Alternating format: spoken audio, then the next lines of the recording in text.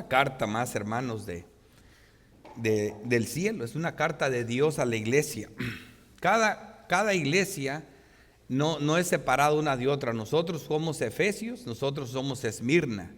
O sea, cada una de las cosas, la iglesia se compone de muchas partes del cuerpo.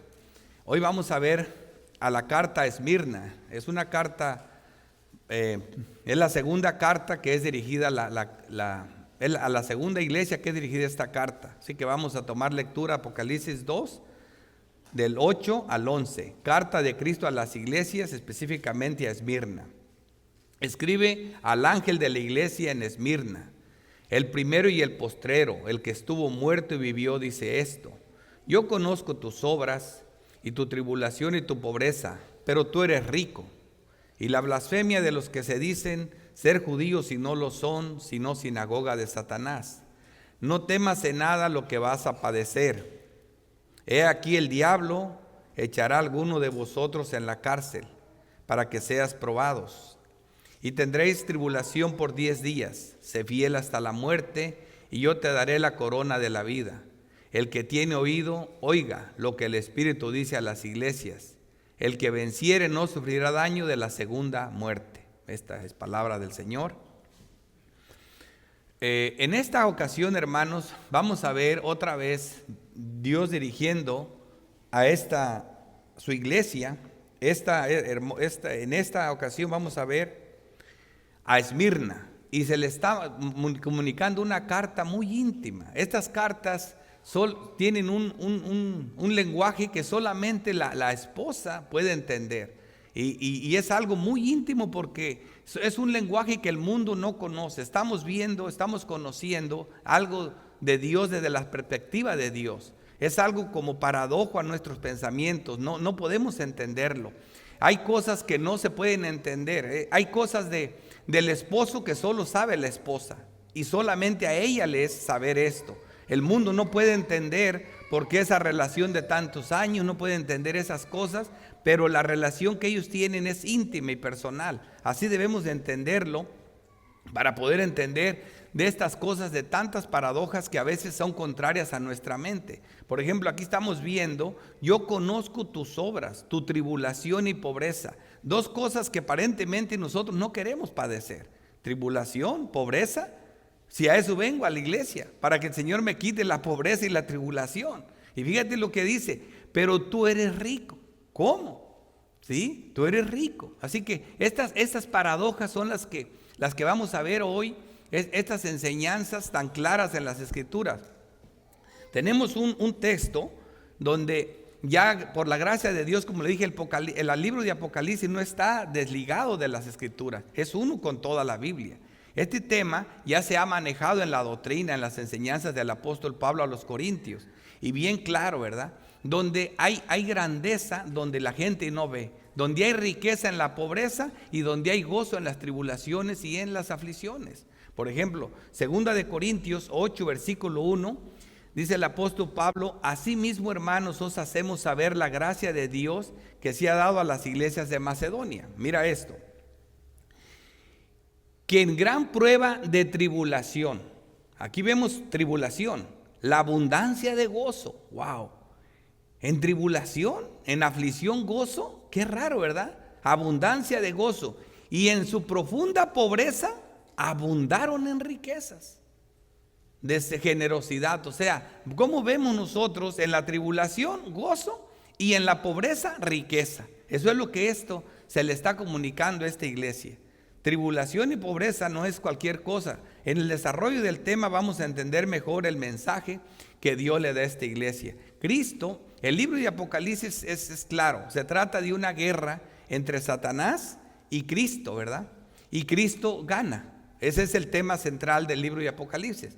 Pero en esta guerra cósmica estamos involucrados todos nosotros. Es Cristo y su pueblo contra Satanás y su pueblo, sus demonios y todos sus ministros y todos sus hijos. Estamos en una guerra, quiéramos o no, estamos involucrados. Así que es por eso es importante poner atención. Comenzamos, vamos a manejar esto solo en 3 puntos. Primero vamos a ver los destinatarios, que el destinatario, que es principalmente el pastor de la iglesia, ya lo quedó claro eso, y luego dirigido a la iglesia. Luego, en otras palabras, la iglesia. El diagnóstico espiritual que vamos a ver ahora es positivo. Se examina el cuerpo, el Señor que lo conoce, y da un diagnóstico positivo. Y vamos a ver la promesa de vida eterna. Vamos a ver lo que se le promete a la iglesia. Esta iglesia no se le regaña, no tiene algo que se le regañe. Y vamos a ver nosotros, wow, como ya comienza uno a decir, ya me interesa más, porque a esta iglesia no se le regaña, ¿verdad? Porque tiene dos órganos del cuerpo bien fortalecidos. Sus piernas están bien sólidas en algo, en dos enseñanzas importantes que vamos a ver hoy. Así que comencemos. El destinatario escribe al ángel de la iglesia en Esmirna. Escribe al ángel de la iglesia en Esmirna, el primero y el postrero, el que estuvo muerto y vive, dice esto. En el prólogo, el apóstol Juan se asegura de que nos quede claro la eternidad y la omnipresencia, omnipotencia de nuestro Dios. Por eso aquí bien dice, el primero y el postrero. O sea, se está viendo como un Dios que la muerte no lo controla, que tiene un poder por encima de todo, el Dios eterno, el que siempre ha existido y existe y existirá para siempre. El que estuvo muerto y vive, dice esto. También es importante porque estos dos atributos de Dios son prácticamente el remedio a lo que esta iglesia, no podríamos decir el remedio, pero sí podríamos decir el porqué de esta iglesia tan fuerte. Por ejemplo, el que estuvo muerto y vive, dice esto. Aquí esta iglesia tenía un conocimiento del poder que Cristo ejerce sobre la muerte. Sobre la muerte, o sea, está por encima de la muerte. Nada nos podrá separar del amor de Cristo, ni la muerte, ni persecución, ni nada. Así que esto es bien importante. El Apocalipsis 1:4 dice: Juan a las 7 iglesias que están en Asia, gracia y paz a vosotros, del que es, del que era y del que ha de venir. Y en el 8 dice: yo soy el alfa y el omega, el principio y el fin, dice el Señor, el que es y que era y que ha de venir, el Todopoderoso. Aquí vemos estos atributos de Dios para fortalecernos. Así comienza Juan dirigiéndose a la iglesia, mostrándole realmente quién es Dios. Para esto, por eso esta iglesia tenía bien claro estos atributos de Dios. Estos atributos de Dios son conocidos por los santos de todos los tiempos. Isaías 41 decía: ¿quién hizo y realizó esto? ¿Quién llama a las generaciones desde el principio? Yo, Jehová el primero, yo mismo con los postreros. El Señor siempre teniendo control de todo.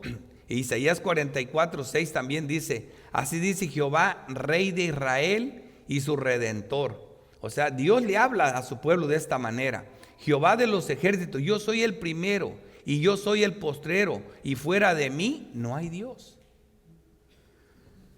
Solo a su pueblo da esta hermosa promesa de su eterno amor y protección. Por eso dice en Isaías 48:12: óyeme Jacob y tú Israel, refiriéndose al pueblo de Dios, a quien llamé yo mismo, y yo el primero y yo también el postrero. O sea, esto nos queda claro que Dios quiere que su pueblo sepa que tenemos un Dios eterno, un Dios inconmovible, un Dios que no cambia, un Dios todopoderoso. El que estuvo muerto y vivió, dice esto. Tenemos un Dios, como dice Cristo: nadie me quita la vida. Yo tengo poder para entregarla y para volverla a tomar. Como hombre puedo morir y como Dios puedo vivir cuando yo quiera otra vez. Eso estaba en Cristo, las dos naturalezas. Así que tenemos a un Dios que vence la muerte. Y lo más peligroso, lo más temible para nosotros es la muerte. Al final de cuentas, no importa el dinero que tengamos, cuando llega la hora de morir se llenan de miedo todo mundo. Todo darían por vivir. Pero nosotros los creyentes tenemos esta promesa de vida eterna. El que estuvo muerto y vivió, dice esto. Cristo le deja claro a su atribulada iglesia que Él venció sobre la muerte. Y tenemos, por ejemplo, que esto no es nada nuevo. Primera de Corintios 15 es el pasaje que por excelencia habla de la resurrección de Cristo. Y nos queda más que claro el poder de Cristo sobre la muerte. Primera de Corintios 15:55. ¿Dónde está, oh muerte, tu aguijón? ¿Dónde, oh sepulcro, tu victoria? Ya que el aguijón de la muerte es el pecado y el poder del pecado la ley. Cristo abolió el pecado en su cuerpo de carne. Mas gracias sean dadas a Dios que nos da la victoria por medio de nuestro Señor Jesucristo. Como le digo, ¿ven la conexión que Apocalipsis tiene con la doctrina?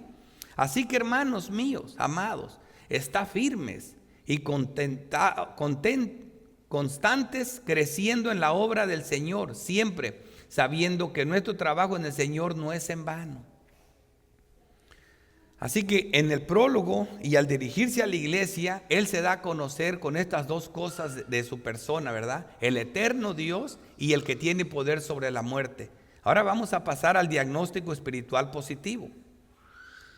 Yo conozco tus obras. Acuérdate, el que tiene ojos como llama de fuego, el que penetra, el que conoce. La iglesia está completamente desnuda ante los ojos de aquel a quien tenemos que dar cuentas. No hay secretos. No hay secretos de la esposa para el esposo. Se conocen también que no hay secretos. Dice, yo conozco tus obras, tu tribulación y tu pobreza. Wow. Se los está tomando como unas obras, como algo positivo, como algo bueno. Conozco estos dos músculos de tu cuerpo, esta fortaleza que tienes. Esto es como si fuera en el cuerpo. Yo me pongo a pensar como si fueran sus piernas de la iglesia. Está sostenida en estas dos cosas y no tiene ningún regaño. Dos cosas que está la iglesia fortalecida en la tribulación y en la pobreza. Pero le dice, pero tú eres rica. Pero eres rico, dice. Y la blasfemia de los que se dicen ser judíos y no lo son, sino sinagoga de Satanás. O sea, aquí vemos por qué es atribulada. ¿Por qué? Porque es blasfemada aún por los de la misma iglesia. Aún los mismos falsos creyentes metidos en la iglesia atacaban a la misma iglesia. Atribulada, perseguida y empobrecida, despojada de sus bienes, pero rica y llena de gozo aún en la tribulación. Lo primero que veremos antes de desarrollar el tema es el contraste que existe entre estas dos iglesias, Esmirna y Laodicea. Vemos en Apocalipsis 3:15. Este contraste es bien importante para que veamos más claro cómo lo vimos en la lectura que se leyó. El hombre tiene una diferente perspectiva acerca de lo que es la pobreza y la riqueza, de lo que es el gozo y la felicidad, de lo que es el poder. Vemos ahí que la madre de los hijos de Zebedeo pidió para sus hijos que uno se sentara a su derecha y otro a su izquierda. Ella queriendo lo mejor para sus hijos. Y Jesucristo le dice, tienes una mala perspectiva de lo que crees que es lo mejor para tus hijos. Y ahí le explica. Dice, ¿por qué? En el cielo las cosas no se miden de esta manera. La grandeza de los hombres en el cielo es no por cuántos te sirven, sino a cuántos le sirves tú.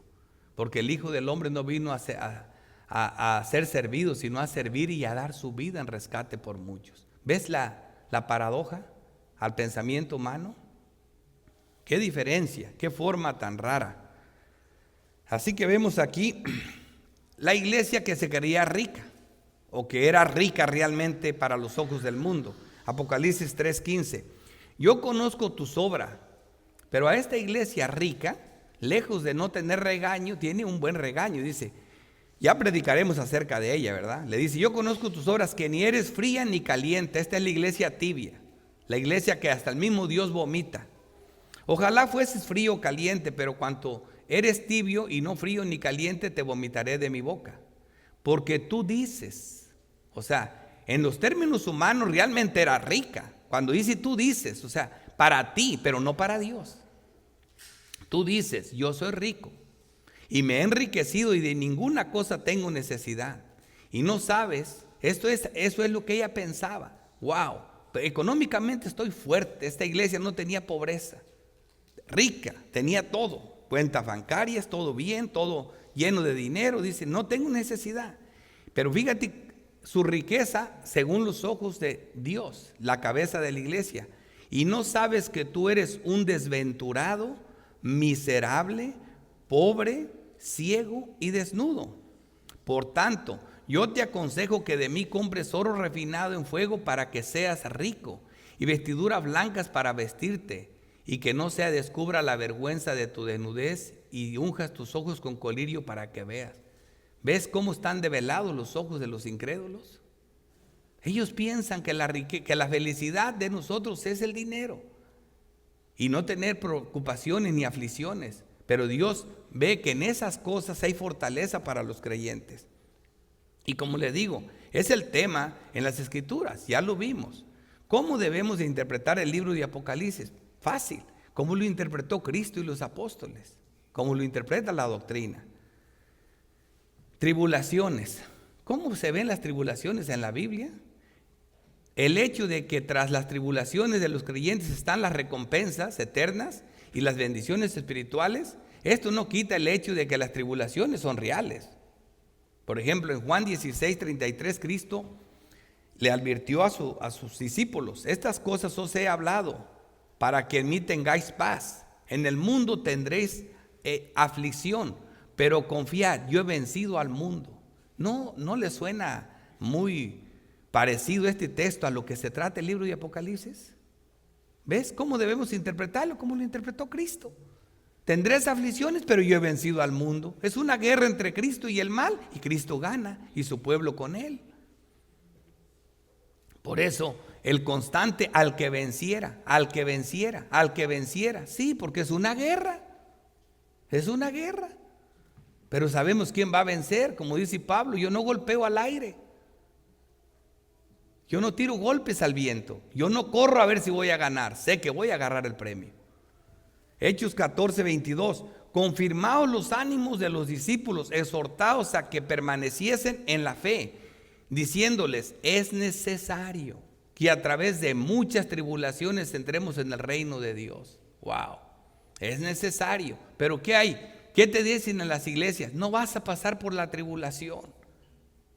Y cuando llegan al cielo, cuando Juan fue al cielo, que le mostraron el cielo, ¿qué dice Juan? Y estos que están vestidos con ropas blancas, ¿quiénes son? Esos son los que pasaron por la gran tribulación y han lavado sus ropas en la sangre del Cordero. O sea, sí pasaron por la tribulación los creyentes, hermanos, todos vamos a pasar por ella.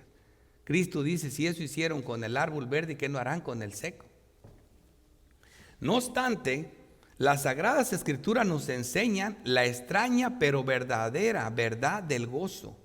No solamente tras las tribulaciones, sino el raro y extraño gozo en las tribulaciones. Eso es lo más raro. ¿Cómo? ¿Cómo puedes estar tranquilo? Deberías estar amargado, enojado. Mira tu situación. De repente uno ve personas que empiezan a perder millones y se tiran del edificio, se cortan las venas, se dan un balazo en la cabeza y mueren dejando millones de dólares, pero perdieron millones. Y ves un mecánico todo sucio, lleno de grasa, debajo de un camión, cante y cante, y se levanta del carro y está bailando. Dices tú: wow. Y son incrédulos, pero tienen una esperanza que cuando se saquen la lotería se va a acabar su pena. Pero nosotros tenemos otra más grande. Romanos 5:1. Justificados pues por la fe, tenemos paz para con Dios por medio de nuestro Señor Jesucristo. O sea, mira, esto es la situación de los verdaderos creyentes. Somos justificados por la fe. Por eso tenemos esta paz para con Dios. ¿Por qué tenemos esta paz? Porque ya no hay enemistad entre nosotros y la ley de Dios. Dice: por quien también, por este mismo Dios, tenemos entrada por la fe a esta gracia, en la cual estamos firmes y nos gloriamos en la esperanza de la gloria de Dios. Aquí vienen los textos. Y no solo esto, sino que también nos gloriamos en las tribulaciones. Wow, ¿cómo que te glorias en las tribulaciones? Es lo que dice el texto. Nos gloriamos en las tribulaciones. ¿Por qué? Sabiendo que la tribulación produce paciencia, que se van ejercitando nuestros órganos. Es como cuando dice: estoy haciendo ejercicio, pero me duelen los músculos, pero me glorío. ¿Por qué? Porque me estoy fortaleciendo, porque ahora me veo más fuerte, porque mi cuerpo y mi salud está mejorando. Así nos gloriamos en las tribulaciones, sabiendo que la tribulación produce paciencia, y la paciencia prueba, y la prueba esperanza, y la esperanza no avergüenza, porque el amor de Dios ha sido derramado en nuestros corazones por el Espíritu que nos fue dado. Wow. Si te fijas cómo el Apocalipsis tiene un solo lenguaje con la Biblia, qué fácil. Cuando no lo despegas, no debemos separar lo que Dios ha unido. Una de las reglas hermenéuticas importantes: no debemos separar lo que Dios ha unido. Y hay que tener el uso correcto de la razón también. Hay que entender la Biblia. O sea, yo no les pido que ustedes entiendan el libro sin que lo razonen. No, que no lo interpreten con la razón, que es muy diferente. Pero ya lo están entendiendo a la luz de la unión con las Escrituras. Por muy grandes que sean las tribulaciones por las que pasemos, comparadas con la gloria que viene tras ellas, son realmente muy leves. Segunda de Corintios 4:16. Por tanto, no desmayamos. Aunque nuestro hombre exterior se va desgastando, ¿verdad? Fíjate cómo dice, el interior no obstante se renueva de día en día. Estamos matando al hombre carnal, lo vamos despedazando, pero el espiritual se va rejuveneciendo, se va fortaleciendo. Porque esta leve tribulación, mira cómo la llama Pablo, leve tribulación. Y acuérdate cómo sufría Pablo. Nomás lee sus sufrimientos, dice Pablo, ¿leve? ¡Wow! ¿Leve? ¿Sí me entienden? Esta leve tribulación momentánea, por 10 días, tiene un plazo, tiene un tiempo. Produce en nosotros un cada vez más excelente y eterno peso de gloria, o sea, nos hace más fuertes, nos fortalece. No mirando nosotros las cosas que se ven, sino las que no se ven, pues las cosas que se ven son temporales, pero las que no se ven son eternas. Solo la novia conoce esa intimidad, esas cosas eternas que solo a ella se le comunican. Y es lo que estamos viendo en esta carta. Pues yo le digo, es una carta del cielo a su iglesia. Miren qué manera tan rara tiene el apóstol Pablo de alegrarse respecto a los corintios. ¿Y por qué? Segunda de Corintios 7:4. Mucha franqueza tengo con vosotros. O sea, son halagos, mucha franqueza, le estoy diciendo la verdad. Mucho me glorío con respeto de vosotros. Wow, va aumentando de tono. Me glorío con respecto a vosotros. ¿Qué han hecho tan grande que Pablo lo está halagando de esta manera? Lleno estoy de consolación, estoy satisfecho. Pero aquí, sobreabundo de gozo en todas nuestras tribulaciones. Eso es lo que uno no espera.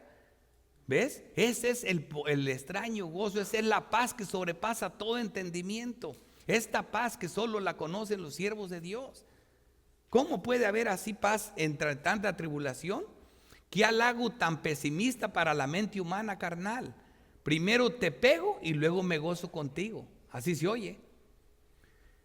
Versículo 8, porque aunque os contristé con la carta, dice, no me pesa, aunque entonces lo lamenté, porque veo que aquella carta, aunque por algún tiempo os contristó, o sea, golpeó, te dio dolor, ahora me gozo, no porque haya sido contristado, no somos masoquistas, sino por el resultado, sino porque fuisteis contristados para arrepentimiento.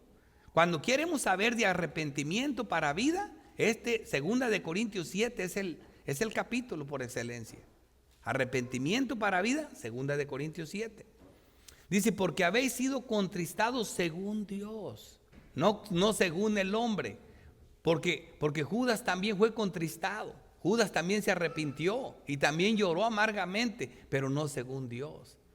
Dice, para que ninguna pérdida padecieses por nuestra parte. Porque la tristeza que es según Dios produce arrepentimiento para salvación. Esa es la diferencia. De que no hay que arrepentirse, pero la tristeza del mundo produce muerte, como la que le pasó a Judas. Muerte. Esa es la diferencia. Por eso David dice, buena cosa me ha sido haber sido afligido porque conocí al Señor. Pablo les dice a los Gálatas, tantas cosas habéis padecido en vano.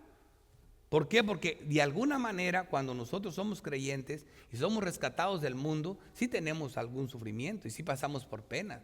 No se puede llegar a Canaán si no cruzamos por el desierto. No hay otro camino. Las tribulaciones nos exhortan a confirmar en la fe, a confirmarnos en la fe. Primera de Tesalonicenses 3. Y enviamos a Timoteo, nuestro hermano, servidor de Dios y colaborador nuestro en el Evangelio de Cristo, para confirmaos y exhortaos respecto a vuestra fe, a fin de que nadie se inquiete por estas tribulaciones.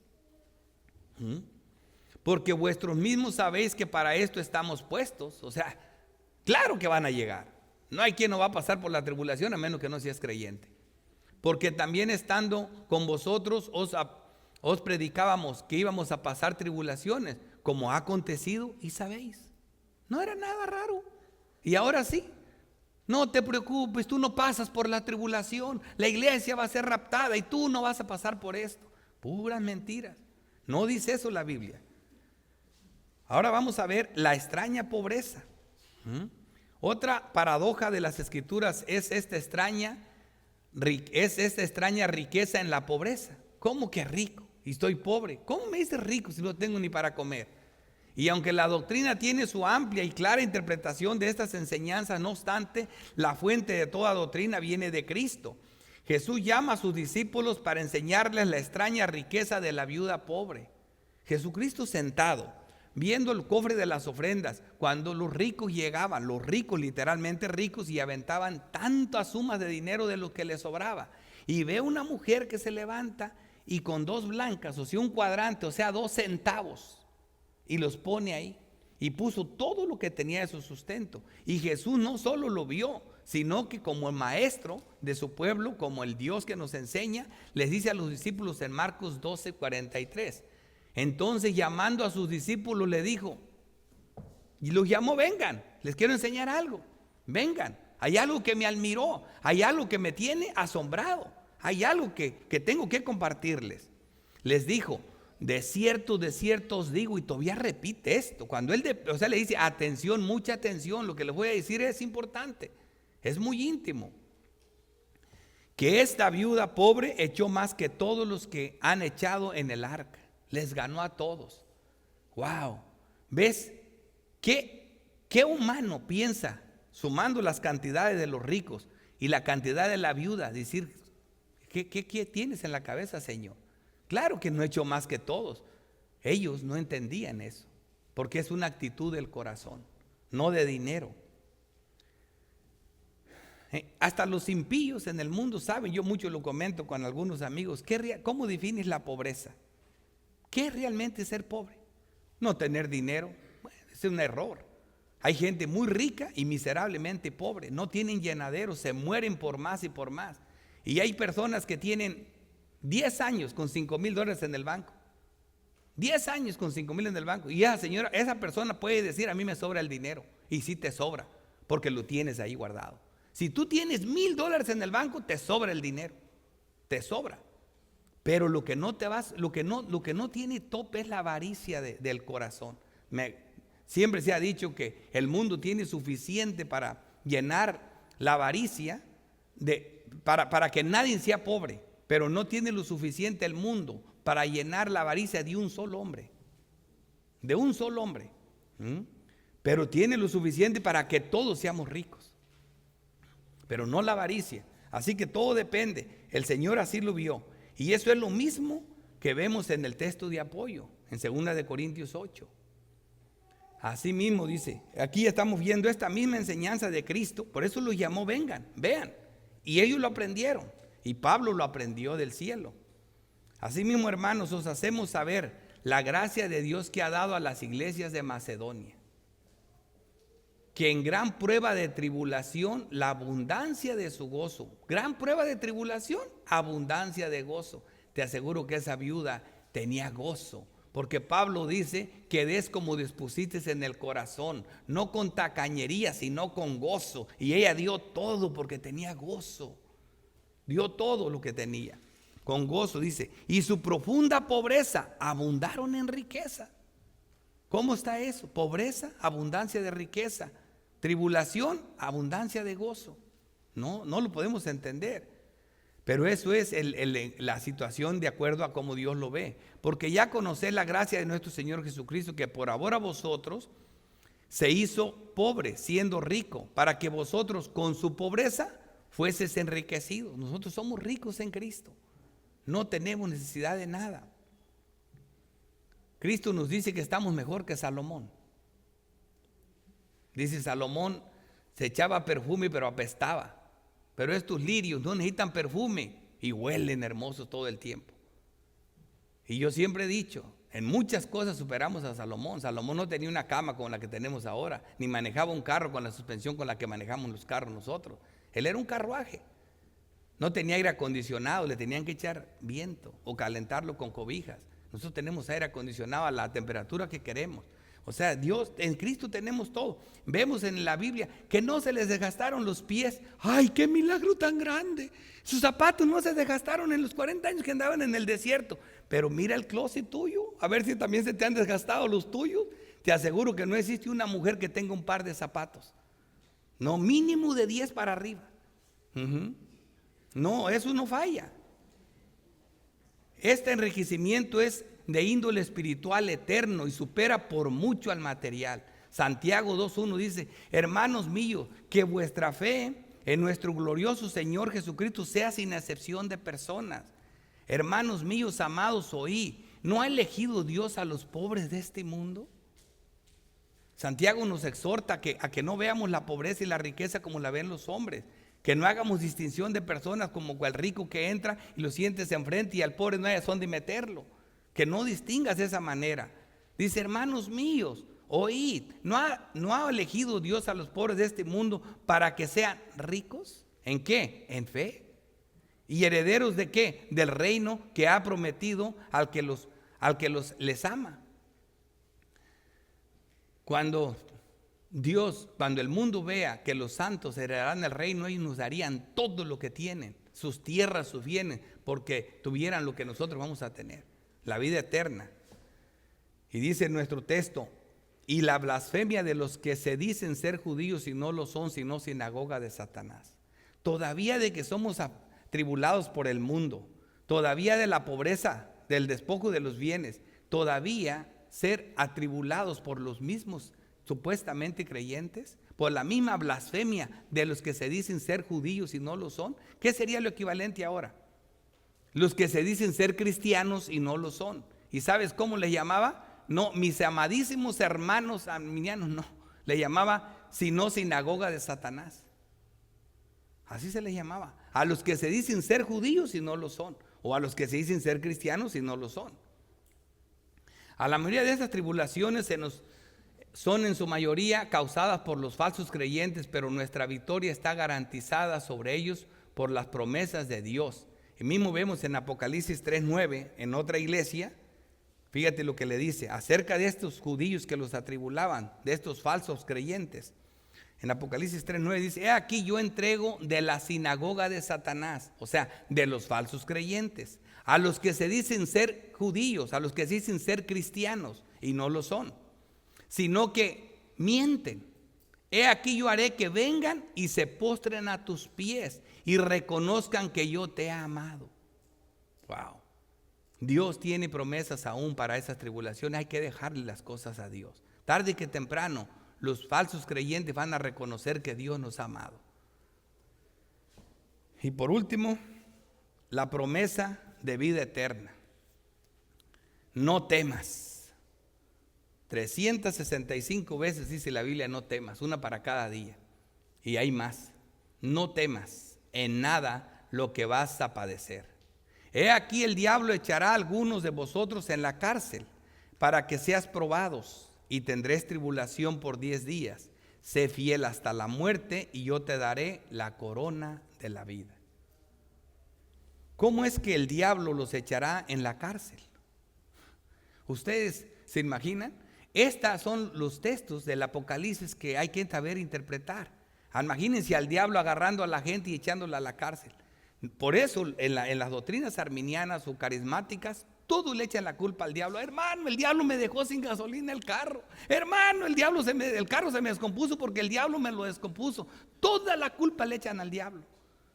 No, hermano, no es así tampoco la cosa.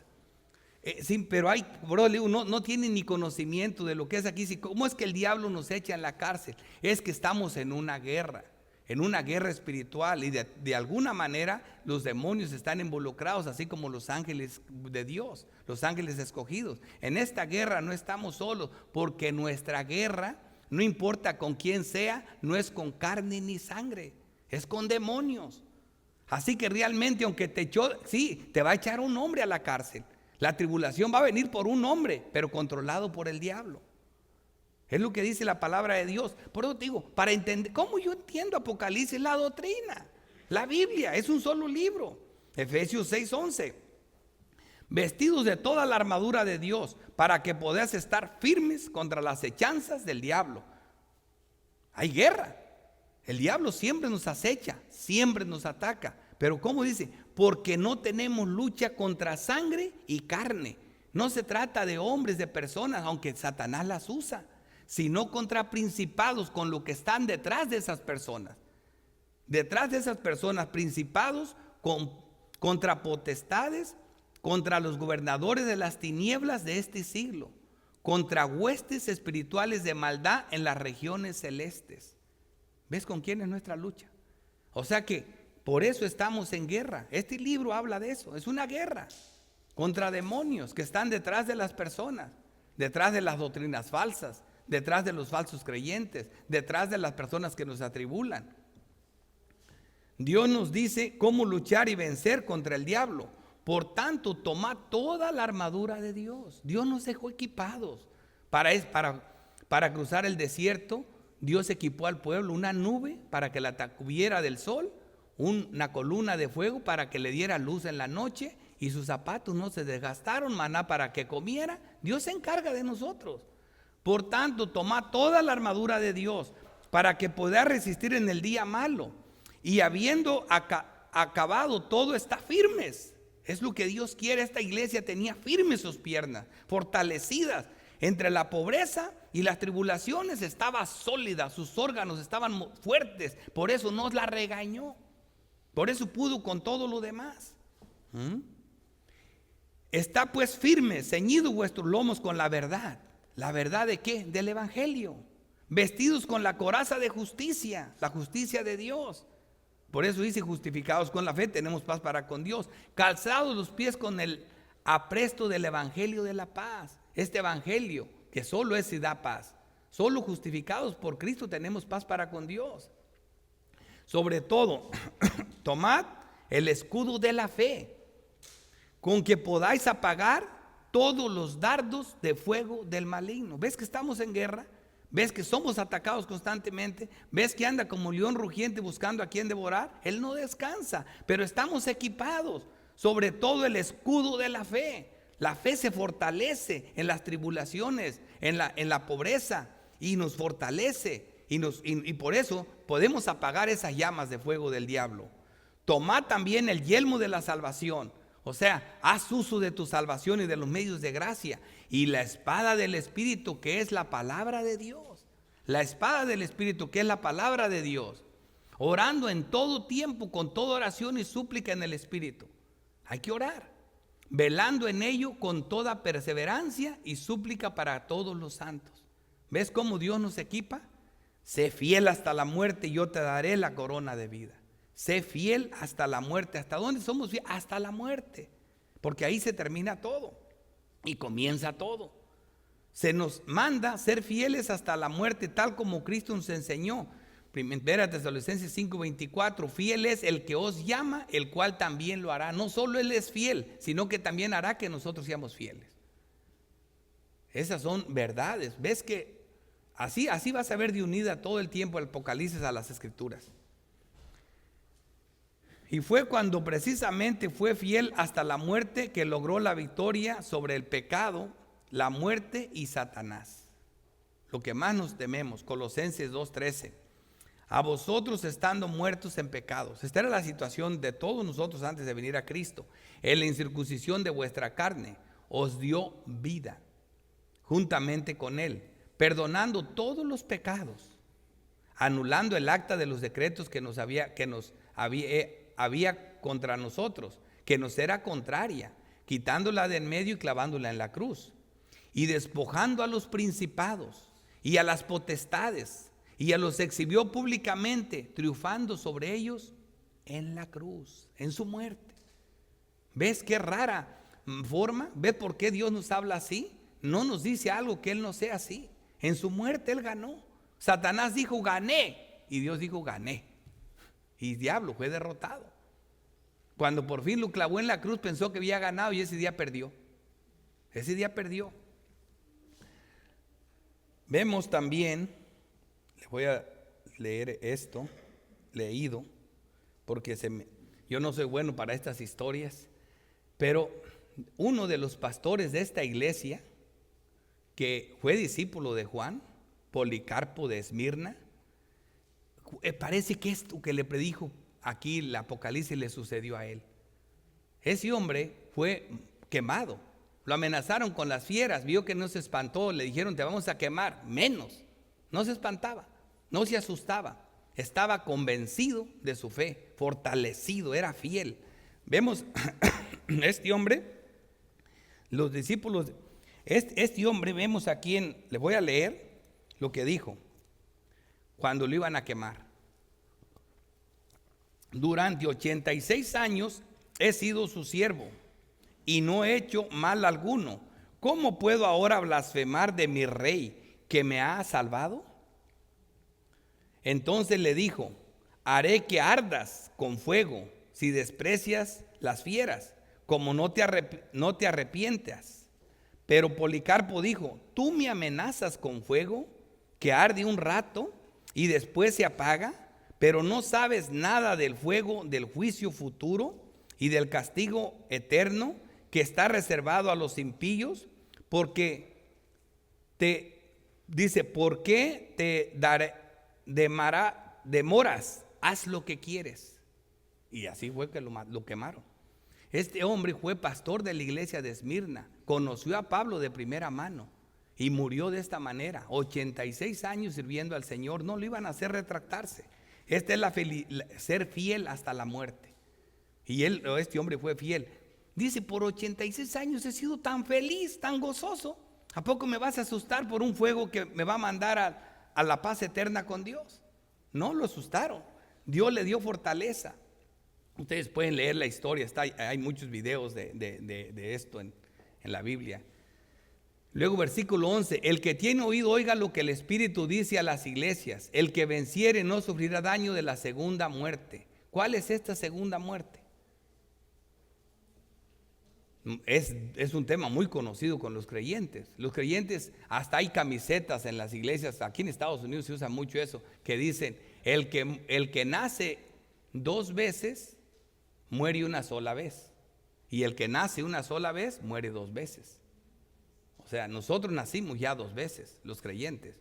Nacimos cuando nacimos de nuestra madre y nacimos cuando espiritualmente nacimos en Cristo.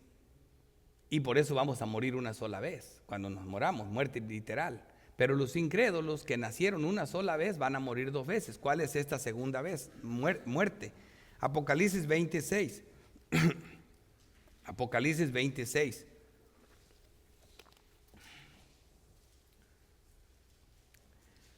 Bienaventurado y santo el que tiene parte en la primera resurrección. La segunda muerte no tiene potestad sobre estos. La segunda muerte no tiene potestad. ¿Por qué? Bienaventurado y santo el que tiene parte en la primera resurrección. Porque nosotros ya resucitamos en Cristo. Así que la segunda muerte no tiene potestad sobre esto, sino que serán sacerdotes de Dios y de Cristo y reinarán con él 1000 años. Apocalipsis 21:7.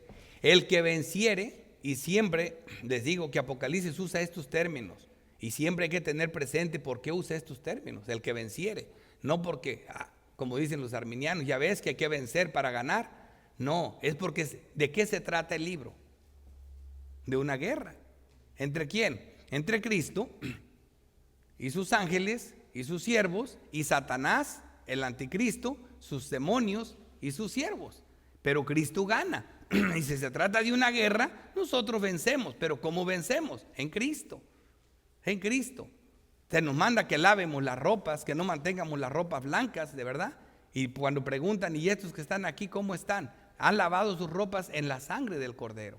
Es en Cristo que nosotros vencemos. Nuestra fe y nuestra fortaleza está en el Señor. El que venciere heredará todas las cosas, y yo seré su Dios y él será mi hijo.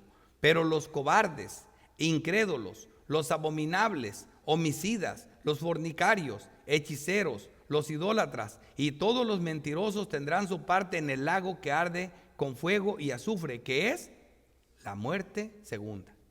Esa es la muerte segunda, la peor de todas. Así que esta muerte que vamos a enfrentar tanto, y creo los Como creyentes, esa no es la muerte terrible. Porque al final todos los vamos a resucitar. Todos. Unos para vida eterna con Cristo y otros para destrucción y tormento eterno en el lago de fuego. Pero todos van a resucitar. Esa es la muerte segunda. Y también el que tiene oído oiga lo que el Espíritu dice a las iglesias, el que venciere. Y ya saben, que les quede bien claro, esta palabra no los confunda, se habla de términos militares de vencer, porque de eso trata el libro. El contexto del libro nos explica por qué se habla constantemente el que venciere, porque de eso trata el libro. Lo vemos también cuando la Biblia nos dice a nosotros que no seamos vencidos por el mal, sino que venzamos el mal con el bien, ¿verdad? Si tu enemigo tuviere hambre, dale de comer; si tiene sed, dale de beber, porque haciendo esto, ¿qué haces? Lo estás golpeando. Ascuas de fuego amontonarás sobre su cabeza, o sea, le disparas un cañón de fuego en la cabeza. No se venzas con el mal, vence el mal con el bien. O sea, término militar, estamos en una guerra, es una guerra espiritual, pero hay que ganarla, y la ganamos en Cristo y con Cristo. Así que eso significa el que venciere. No se dejen confundir. Aquí no, nosotros, como dice la palabra de Dios, separados de mí, nada podéis hacer. Nosotros separados de Cristo ni siquiera lo intentamos. Aquí estamos viendo también otra cosa, hermano. El libro de Apocalipsis lo estamos viendo nosotros en lo que le llaman paralelismos progresivos, 7 paralelos. Es la misma historia contada 7 veces. Estamos ahorita en el primer paralelo que estamos viendo nosotros. ¿Qué historia? Por ejemplo, ¿qué son los 4 evangelios? Es la misma historia contada 4 veces. ¿Qué historia cuenta? Desde el nacimiento de Cristo hasta su muerte y su resurrección al cielo. ¿Ok? 4 veces, 4 perspectivas, la misma historia. El libro de Apocalipsis cuenta 7 veces la misma guerra, la misma historia. ¿Cuál historia? El dragón, Satanás, se para frente a la mujer, tan pronto como nazca su hijo, para devorarlo, para destruirlo. Satanás, la serpiente antigua llamada el diablo, el que se trae con su cola toda la tercera parte de las estrellas del cielo, con su montón de demonios, haciéndole la guerra a la iglesia, a Cristo. Y cuando nace Cristo, no puede con él. Cristo lo derrota, es arrebatado para su trono y para su cielo. Y se queda tranquilo. No, se va a hacer guerra contra la descendencia de la mujer, contra toda la iglesia de Cristo. Se va a hacer guerra contra ella. O sea, tenemos esa guerra. Él viene a hacernos la guerra. Entonces esa es la guerra en la que estamos involucrados nosotros, quieramos o no quieramos. Él viene a hacernos la guerra. Esa es la guerra eterna en la que siempre estamos metidos en este libro de Apocalipsis. Él viene a hacerle la guerra, dice, a la descendencia de la mujer.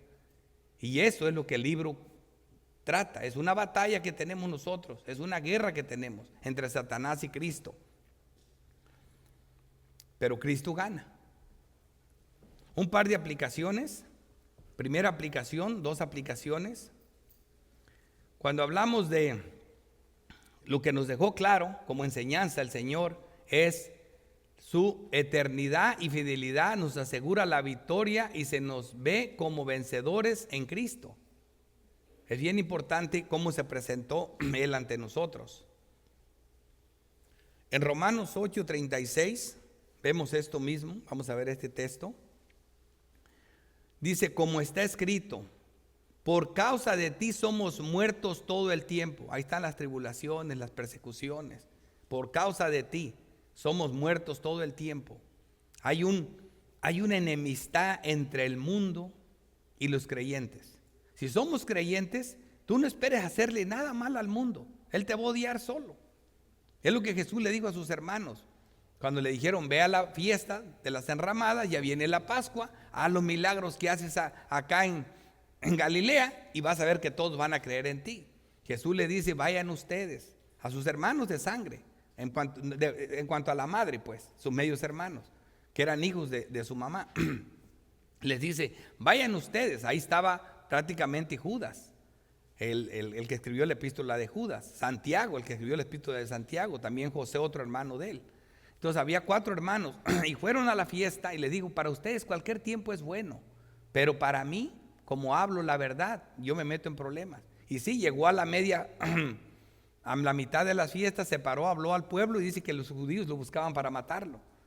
Dice, yo porque testifico la verdad. Dice, ustedes son del mundo, ustedes encajan bien, ustedes no hay problema. Mucha gente dice, yo no sé por qué los creyentes tienen tanta lucha. Yo no tengo lucha, no. Yo no tengo persecución, no. Pues perteneces ahí. Declárate creyente, di quién eres y tendrás la persecución que tuvo Policarpo también. Dice, por causa de ti somos muertos todo el tiempo, somos contados como ovejas de matadero. Antes, en todas estas cosas somos más que vencedores. Más que vencedores. ¿Pero por qué? Por medio de aquel que nos amó. Así que cuando te digan, ¿ves que el que venciera? Sí, vencemos por medio de aquel que nos amó. Esa es la doctrina. Así se interpreta el libro de Apocalipsis, como lo interpreta Cristo y los apóstoles. Así de fácil.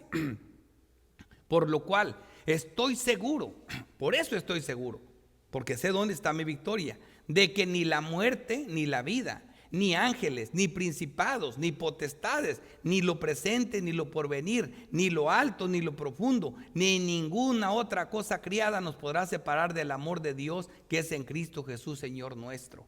Por eso vamos a vencer. Por eso esa seguridad, el que venciera. Sí, el Apocalipsis es una guerra entre Cristo y Satanás, y Cristo gana. Así se resume el libro. Apocalipsis 21:5. Y el que está sentado en el trono dijo, he aquí yo hago nuevas todas las cosas. Y me dijo, escribe porque estas palabras son fieles y verdaderas. La fidelidad de Dios es vista en estos mensajes que estaba aquí de esta iglesia también. Y me dijo, hecho está, yo soy el alfa y la omega. Esa es la importancia de tener, de confiar en este Dios poderoso, en este eterno Dios, el alfa y el omega, el principio y el fin. El que tuviere sed, yo le daré gratuitamente de la fuente del agua de la vida. El que venciere, heredará todas las cosas y yo seré su Dios y él será mi hijo. Y esto ya no nos deben confundir a nosotros, el que venciere, porque ya sabemos cómo vencemos. Segunda aplicación. Las tribulaciones aumentan y fortalecen a los santos en amor, paciencia y fe. Acuérdense que dijimos que sí, que sabemos que hay un gozo tras las tribulaciones, ¿verdad? Pero lo que es más raro es el gozo en las tribulaciones. Ese es el extraño gozo. ¿Cómo una persona puede estar tranquila bajo presión de deudas? ¿Cómo una persona puede estar tranquila bajo persecución? O sea, no a todas las personas les afectan igual las cosas. Por ejemplo, tú no tienes dinero y tienes muchas cuentas que pagar. Realmente debes mucho y no tienes dinero. Pero alguien ya te mandaron un correo, ya sabes que vas a recibir $1,000,000 en un año. Entonces ya estás bien contento, pero todavía le debes a todo mundo. Pero tienes una felicidad y la gente dice, ¿por qué estás tan contento si sigues debiéndole a todo mundo? Porque te inventaste una cuenta, porque tú sabes que tienes una cuenta. Yo siempre me invento una cuenta, ya saben todos los que me conocen, siempre digo que tengo dinero. Pero el punto es, hermanos, que la felicidad de las personas está en lo que nosotros sabemos. Hay una información que tenemos. ¿A poco no le creen a Dios cuando Él dice, pero eres rico? Pero eres rico.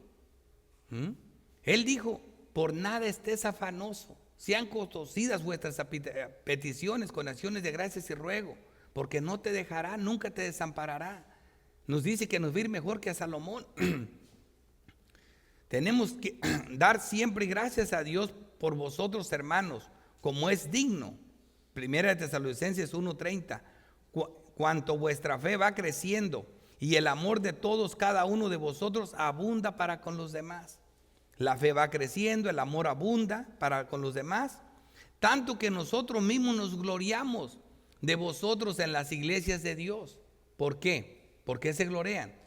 Por vuestra paciencia y fe y en todas vuestras persecuciones. Otra vez, ¿cómo? ¿Sí? Tanto que nosotros mismos nos gloriamos de vosotros en las iglesias de Dios por vuestra paciencia y fe y en todas vuestras persecuciones y tribulaciones que soportáis. Hay un gozo en eso, porque los verdaderos creyentes saben si eso te está ocurriendo, es porque eres un siervo de Dios. Es normal que tengas persecución. Esto es demostración del justo juicio de Dios. Esto es una demostración para que seas tenidos por dignos del reino de Dios, por el cual asimismo padecéis. O sea, esto es una clara prueba de que eres creyente. Dice Cristo, si te persiguen es por algo, porque testificas la verdad. Si no, no te persiguen. No, para que tú encajes también en el mundo es porque no estás diciendo que eres creyente. ¿Se acuerdan lo que dije el mensaje pasado? Lo que decía David Martin Lloyd Jones. El problema no es que tengas amigos incrédulos. El problema es que no actúes como creyente delante de ellos. Ese es el problema, que se te olvide que eres creyente. O sea, te llegan amigos, familiares, incrédulos y te olvidas. Actúas como que ya no eres creyente. ¿Qué pasa? Te llega un hermano, un familiar, alguna persona incrédula, actúa como creyente, sigue actuando como creyente. No le pares ahí, porque te quieres llevar bien con ellos. Bueno, eso no es lo que dice aquí. Porque es justo delante de Dios pagar con tribulación a los que os atribulan. Para ellos es peor la cosa. Y a vosotros que sois atribulados, dará reposo con nosotros, solo 10 días. Y 10 días en el Apocalipsis es un tiempo, ¿sí? Un tiempo que tiene un término. Eso es lo que significa 10 días. Es un tiempo, pero termina. Las tribulaciones son leves y son momentáneas. A vosotros que sois atribulados, daos reposo con nosotros cuando se manifieste el Señor Jesucristo desde el cielo con los ángeles de su poder. Así que queda claro, la doctrina está bien unida a lo que vimos el mensaje del libro de Apocalipsis. Y aquí dice, es por esto que los creyentes oramos que se haga la voluntad de Dios en nosotros y no de conforme a su sabiduría, y nos dé conforme a su sabiduría, ni de más ni de menos. Es el famoso texto que vemos nosotros en Proverbios 38. Vanidad y palabra mentirosa aparta de mí. No me des pobreza ni riqueza. Manténme del pan necesario. No sea que me sacíe y te niegue y diga quién es Jehová, o que siendo pobre hurte y blasfeme el nombre de mi Dios. Así que en la voluntad de Dios, hermanos, en lo que Dios nos dé, debemos de conformarnos con lo que Dios nos da y estar contentos. Y por último, un llamado al no creyente. El creer o no creer en el eterno Dios hace la diferencia entre el cielo y el infierno. Apocalipsis 22:13 dice, yo soy el alfa y el omega, el principio y el fin, el primero y el último. Bienaventurados los que lavan sus ropas para tener derecho del árbol de la vida y para entrar por las puertas de la ciudad, mas los perros estarán fuera, los hechiceros, los fornicarios. Hermanos, nosotros tenemos bien claro este mensaje. Aquí está bien clara la división. Solo los creyentes fieles estarán dentro y los demás estarán fuera. Pero estamos en un tiempo de gracia. Cristo no ha regresado en juicio. Podemos buscar a Dios de todo corazón. Con solo creer a Dios cambia nuestra situación, con creerle a Cristo. Así le preguntaron a Pablo, ¿qué tengo que hacer para ser salvo? Cree en el Señor Jesucristo. Oremos. Padre, Dios Todopoderoso, Creador del cielo y de la tierra, te damos gracias, Señor, porque eres fiel, porque tu amor es eterno, porque tu gracia no termina, porque tu palabra nos llena de gozo, de fortaleza, porque nos hablas al alma en la intimidad de nuestros corazones y nos conforta, Señor. Siempre nos alegras, nos das gozo y nos haces tener confianza en tus promesas y en tu fidelidad. Gracias por Cristo Jesús y su obra de amor perfecta. Amén.